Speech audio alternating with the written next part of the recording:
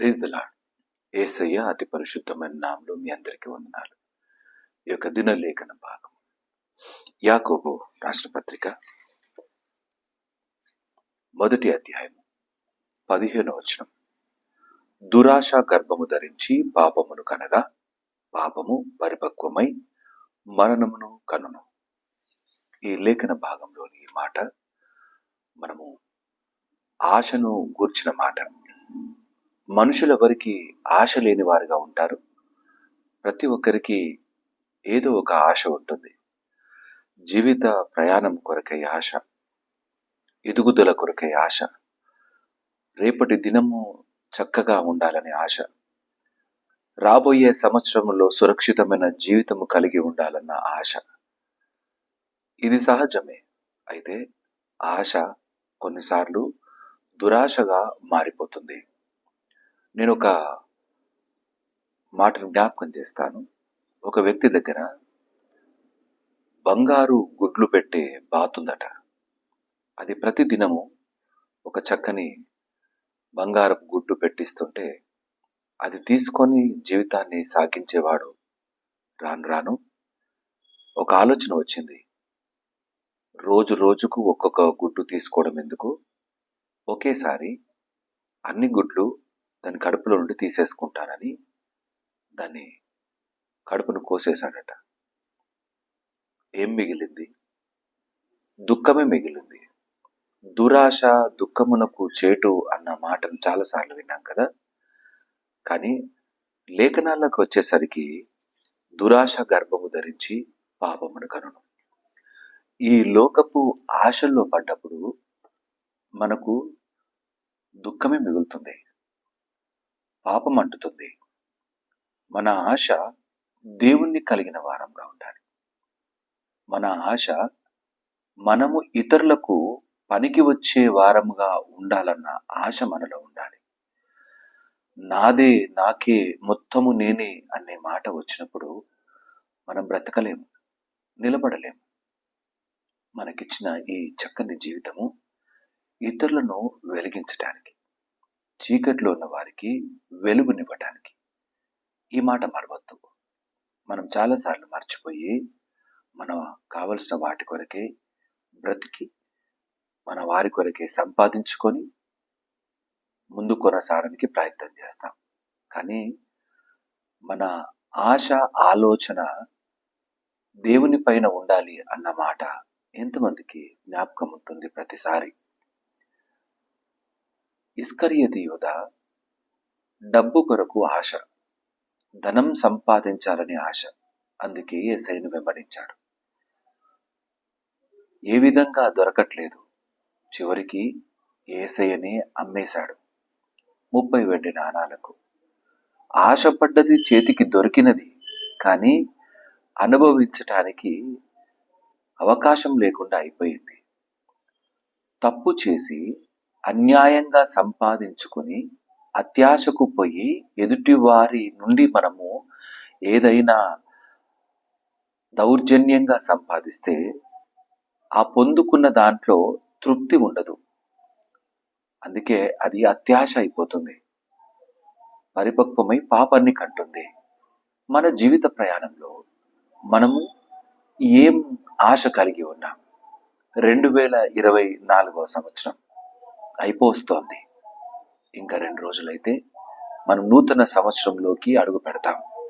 ఈ నూతన సంవత్సరంలోకి వెళుతున్న ఈ జీవితంలో మనం గత సంవత్సరము ప్రారంభించినప్పుడు, 2024ను ప్రారంభించినప్పుడు మనము ఎలాంటి వారముగా ఉంటిమో, ఎలాంటి జీవితాల్లో మనం ఉంటిమో ఒక్కసారి ఆలోచన చేసుకుంటే చాలా చక్కగా ఆరంభించాం మన దినాన్ని.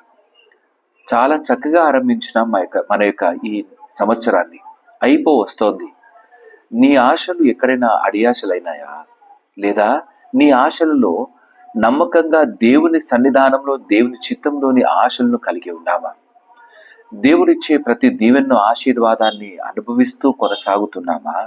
లేదా అమ్మేసుకున్న వారముగా, నిరాశలకు గురవుతున్న వారముగా ఉన్నామా? ఒక అతను ఆకలి బాధ తట్టుకోలేక తన జ్యేష్ఠత్వాన్ని అమ్ముకున్నాడు. ఆ వండుతున్న కూర పైన ఆశ కలిగినాడు.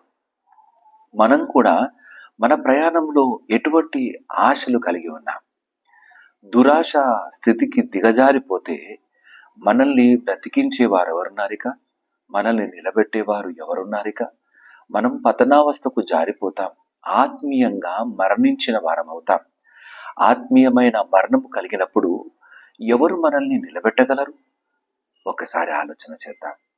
అందుకే ఆయనతో కలిగి ప్రయాణము ముందుకు కొనసాగే వారంగా ఉండాలి. ఈ యొక్క వచ్చిన మరొక లేఖన భాగం నేను మీకు చదివి వినిపిస్తాను. మొదటి యోహాను రెండవ అధ్యాయము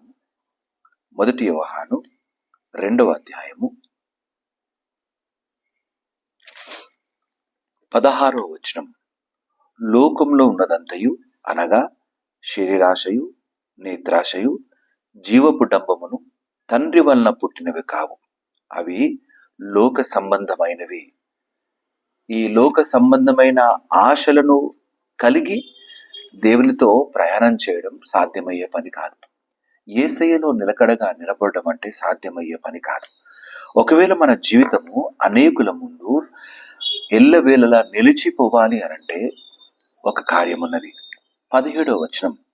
లోకమును దాని ఆశయు గతించిపోవచ్చున్నవి కానీ దేవుని చిత్తమును జరిగించువాడు నిరంతరము నిలుచును. దేవుని చిత్తాన్ని జరిగించే జీవితాలట ఎల్లవేళలా నిరంతరంగా నిలిచిపోతాయి. మనము పాపాత్ములమై దేవుని ముందు పాపము చేసిన వారముగా దోషులుగా నిలబడే జీవితంగా కాకుండా నిర్దోషులుగా నిలబడాలి అంటే ఆయన చిత్తాన్ని నెరవేర్చే వారముగా, ఆయన ఏం చెబితే అది చేసే వారముగా, ఆయనకు ఏది ఇష్టమో అది జరిగించే వారముగా, నా ఆశ కాదయ్యా నీ ఆశ నెరవేర్చబడాలి అనే మాట పలకాలి. గిస్తమనే తోటలో యేసయ్య అంటాడు,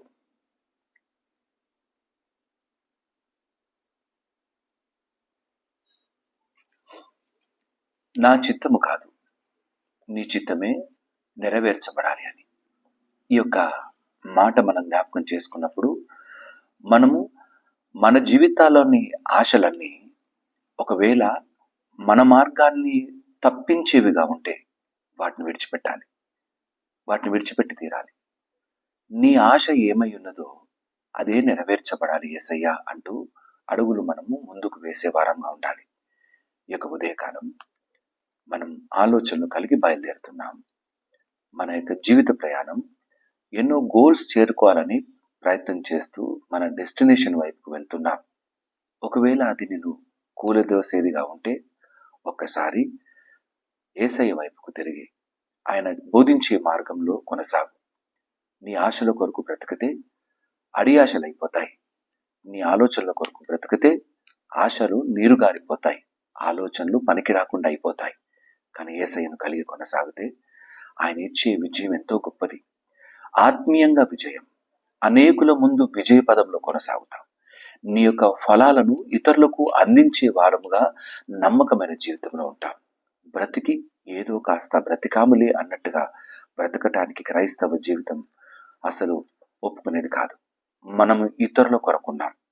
ఇతరులు ఎన్నో ఆలోచనలు, ఆశలు కలిగిన వారుగా ఉన్నారు. దేవుని సన్నిధానికి నడిపించే ఆశ కలిగి మనముందాం.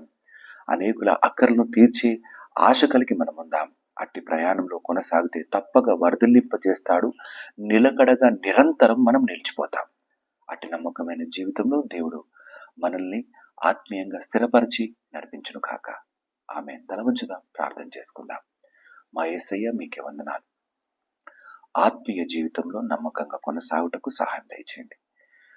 అత్యాశకు పోయి, దురాశకు పోయి మా బ్రతుకులను బ్రద్దలు చేసుకునే వారంగా కాకుండా నీవు మా కొరకై ఆలోచించిన ప్రతి ఆలోచన యావత్తు సఫలపరచబడులాగున నమ్మకమైన జీవితము కలిగి అతని ముందు కొనసాగుటకు సహాయం దయచేయండి.